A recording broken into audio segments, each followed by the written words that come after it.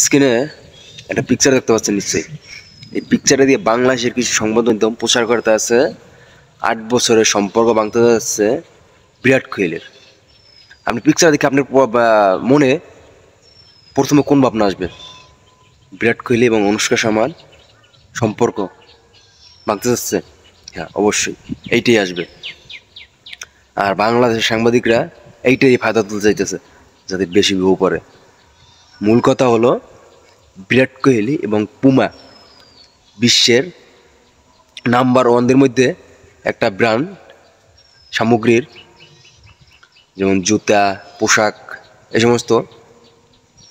সেই পুমার সাথে বিরাট কোহলির 2017 সালে চুক্তি হয়, যেটা শেষ হতে যাচ্ছে। এই জন্য তারা এই ছবিটা দিয়া এইটা বলতে যাচ্ছে ৮ বছরের সম্পর্ক ভাঙতে যাচ্ছে বিরাট কোহলি। ঠিক এইটা পুমার সাথে তার চুক্তি শেষ হতে যাচ্ছে, এবং এইটা শোনা যাচ্ছে বিরাট কোহলি নতুন একটা বিজনেস শুরু করছে, সেইটার পার্টনারশিপ হিসাবে বা সেইটার শেয়ার হিসাবে সেইটার প্রচার করবে। পুমা থেকে সে সইরা যাবে।